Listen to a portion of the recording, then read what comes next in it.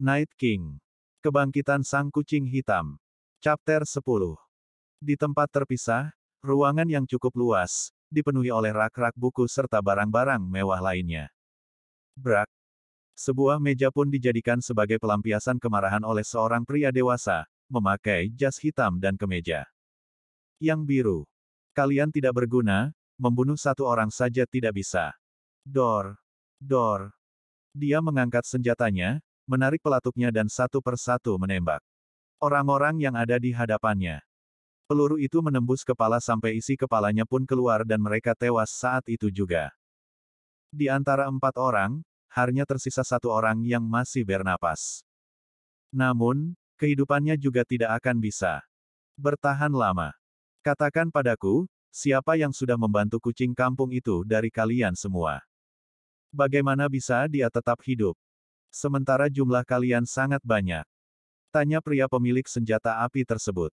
Tatapannya begitu dingin pada anak buahnya yang hanya tersisa 1 orang tersebut.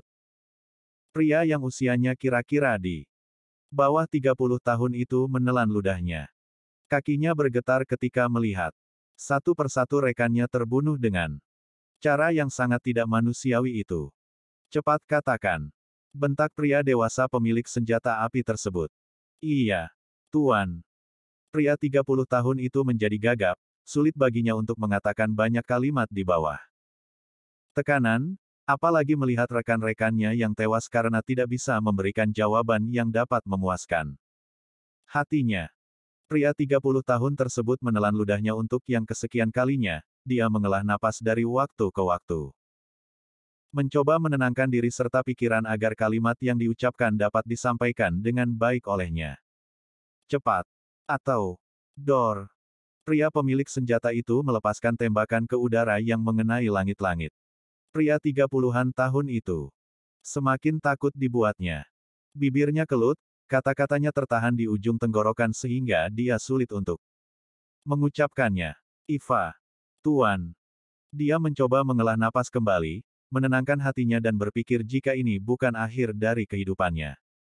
Kami tidak bisa membunuhnya karena dia sangat kuat dan juga dia dibantu oleh seorang Dor.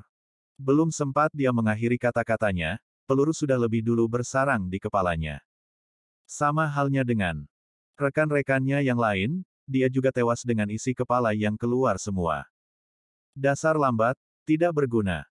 Umpat pria pemilik senjata itu dengan kesal. Kalian memang pantas mati.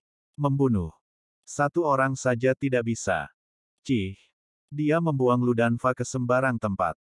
Tidak lama kemudian pria pemilik senjata itu berkata, cepat singkirkan mayat mereka dari tempat ini. Dia memerintahkan kepada 5 pria lainnya yang sama-sama berada di sana untuk membawa semua mayat dari ruangannya. Tanpa berbasa-basi lagi, kelima pria berotot besar dan bertubuh tinggi dengan rata-rata tinggi 190 cm itu segera menggotong mayat tersebut. Ketika semuanya sudah berhasil, brak, pria dewasa itu menjatuhkan semua barang-barang Fang ada di mejanya. Dia memecahkan vas bunga yang harganva. Tentu saja tidak murah. Hanya tinggal dirinya seorang diri di sana, tanpa teman atau sahabat. Bagaimana dirinya memiliki banyak teman dia saja. Sangat suka membunuh. Buktinya, 4 orang baru saja dia habisi nyawanya dengan cara yang begitu mengerikan. Namanya adalah Wang Xihan.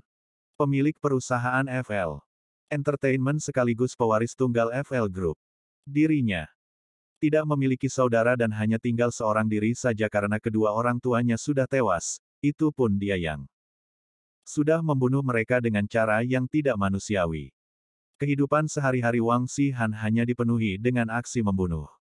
Dia tidak segan-segan untuk menghabisi nyawa orang lain andai orang tersebut melakukan kesalahan. Sama halnya seperti keempat pria yang tadi. Mereka adalah orang-orang yang Wang Xihan perintahkan untuk membunuh seseorang, tetapi mereka gagal untuk menjalankan tugas tersebut. Sehingga, nyawa mereka yang dihabisi oleh Wang Xihan. Ini adalah yang ke-10 kalinya aku mencoba membunuh kucing kampung itu, tetapi dia masih saja hidup.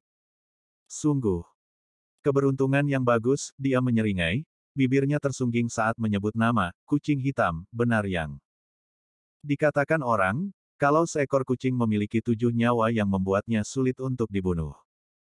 Sepertinya anggapan itu memang benar adanya, seberapa kerasnya Wang Shihan mencoba untuk membunuh kucing hitam, tetap saja, kucing hitam masih bisa bernapas dengan bebas. Wang Shihan meraih benda pintarnya yang ada di sofa, dia mencari satu nomor di antara banyaknya kontak yang disimpannya. Wang Shihan menekan satu nomor yang bertuliskan, Malaikat Maut, tidak lama kemudian suara pun berdering dari ponselnya. Cukup lama bagi Wang Shi jawaban dari panggilannya tersebut. Beberapa detik kemudian, barulah suara bariton terdengar dari seseorang yang jauh di sana. Cepat kau habisi kucing hitam itu. Jangan kau biarkan dia hidup. Mengerti? Aku tidak ingin sampai orang lain mengetahuinya. Jadi lakukan ini dengan bersih.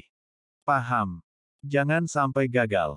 Wang Shihan langsung mengakhiri sambungan teleponnya tanpa mendengar ucapan dari seseorang yang baru saja dihubunginya itu. Dia cukup percaya diri, kalau orang yang dinamainya dengan Malaikat Maut akan bisa menghabisi nyawa kucing hitam, seperti yang dia inginkan. Dia tidak boleh hidup lebih lama dari ini. Bagaimanapun caranya dia harus tiada atau aku.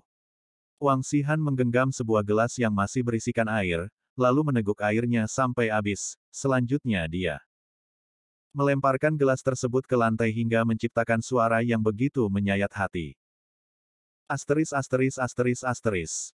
Di rumah sakit, di salah satu ruangan yang dijadikan untuk tempat pemulihan pasien. Di sana sudah ada Lin Hua dan Lin Xiao. Keduanya tampak menggeleng-gelengkan kepala, sambil melipat tangan di dada. Keduanya bagaikan tersambar petir di siang hari. Bagaimana tidak? Duo Lin ini dibuat kehabisan kata-kata dengan apa yang saat ini mereka lihat. Lin Tian, dia tampak baik-baik saja sekarang bahkan sangat baik. Hanya saja selera makannya meningkatkan.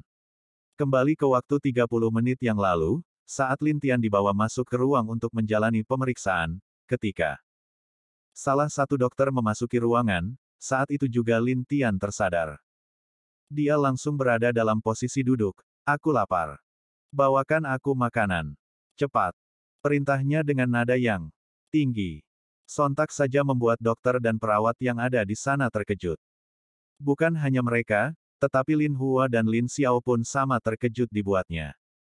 Lin Hua yang sudah sangat cemas dan menangis di sepanjang jalan, serta Lin Xiao yang bersusah payah untuk mencari jalan agar cepat sampai ke rumah sakit. Dengan mudah, pada akhirnya dibuat geram oleh Lin Tian. Saat ini Lin Tian tengah asyik mengunyah dan mengisi perutnya. Dia dihadapkan dengan berbagai jenis makanan, mulai dari sayur hingga daging serta buah-buahan tersaji di sana. Tentu itu semua Lin Tian yang memintanya.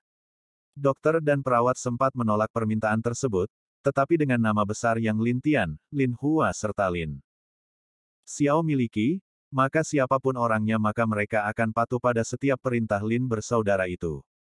Pada akhirnya, dokter dan staf rumah sakit membawakan berbagai macam makanan sesuai yang Lin Tian inginkan.